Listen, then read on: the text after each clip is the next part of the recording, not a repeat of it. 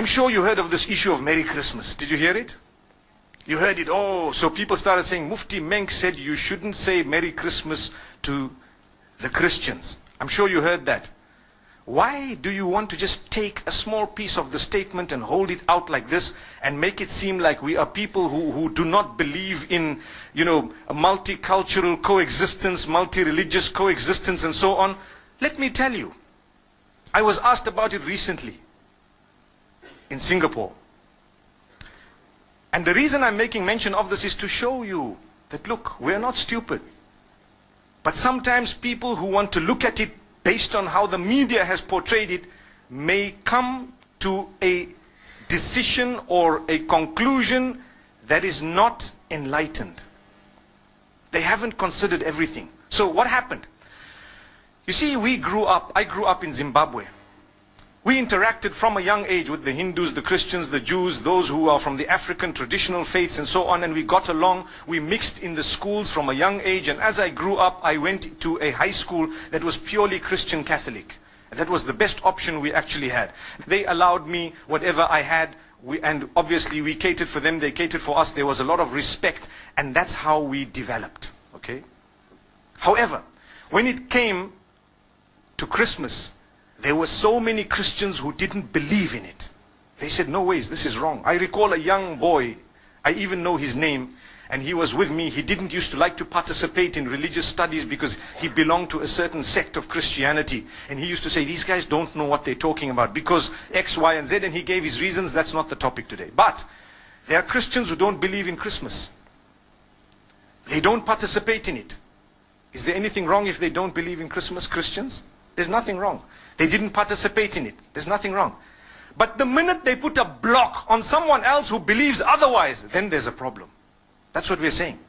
So the question you have to ask yourself, did you stop people from celebrating what they want? No. Did you ban them? No. Did you disallow them? Did you spread hatred against them? No. All you said is, Lakum dinukum waliya din. You have your faith and I have mine. So as we grew up, there were a few Hindus who were with me at school. One of them used to eat beef. And I asked him, I said, how come you eat beef?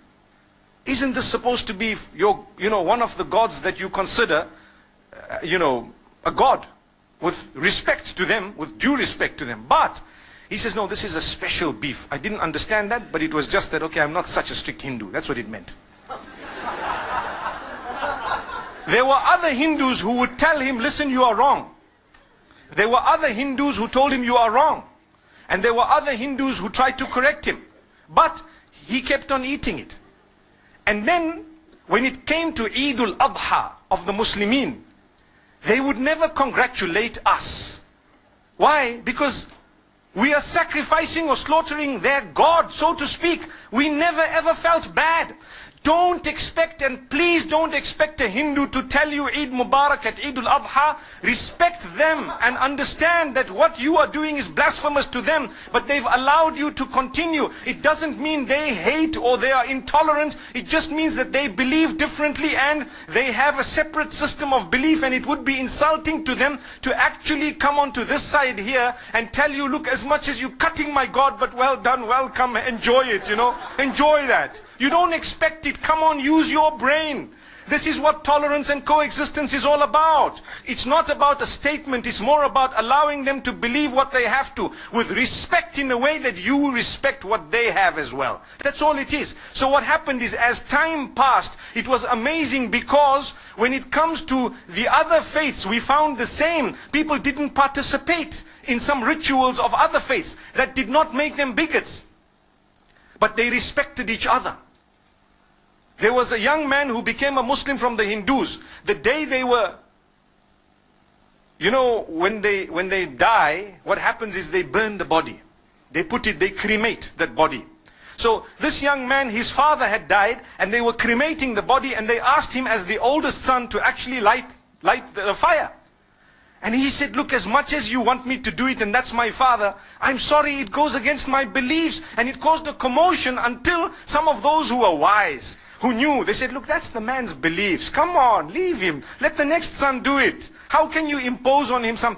The idea is to coexist with your difference. That's what makes you a rainbow nation. That's what it is. But you don't shove your opinion down the throats of others. Just like now, in the Western world, they are banning you from covering your hair in some countries. That would create another problem. Why? Like the Honorable Minister said, it would make people feel that they are at war with the system. Because, hey, you know what? This is my basic right to believe something. I believe this is wrong. I believe this is right. That's the idea. So, from among the Muslims, there are those who believe that it's okay to participate in Christmas. And from among the Christians, there are those who believe that it's not okay to participate in Christmas. Look at the irony. But the idea is, if you believe that, by all means, go ahead. You are answerable to Allah, not to me. If this one believes otherwise, go ahead. But please don't impose it on me. If I don't want, it's one of those things. Come on. You know, live and let live. Today, the problem is with all parties. We believe we are the only ones who are right. So we want to shove our opinions down the throats of the rest of the world. If not, they are the problem, they are the terrorists, they are the issue, they are this, that. Watch out. The words you are using will be used against you as well. Be careful. So this is why we say, as I grew up, still we used to sit and eat together as young boys. College. You know, you have your lunch, they have their lunch. We knew that if you have a beef burger, please don't offer it to the Hindus. It's insulting. It's blasphemous. They would actually feel so hurt. Don't. Would you ever, if you have Hindu friends, actually tell them, hey, have some beef? I don't think so. Exactly the same could be said about pork and the Muslims. Do you agree? Imagine if your friend says, just is a pork burger, come on, bacon tastes nice, you know, come on, you know. How would you feel? They respect you, you get along with them, you build the nation, you contribute towards the building of the nation together.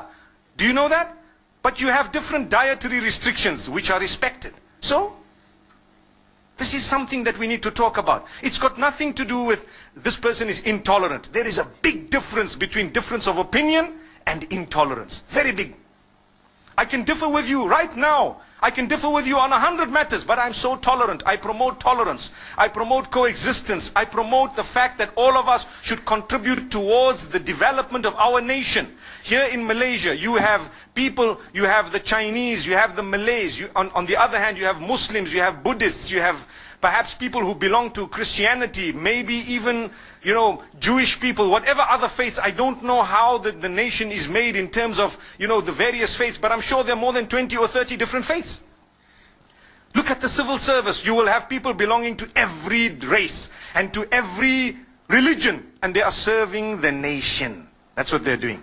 What are they doing? Serving the nation.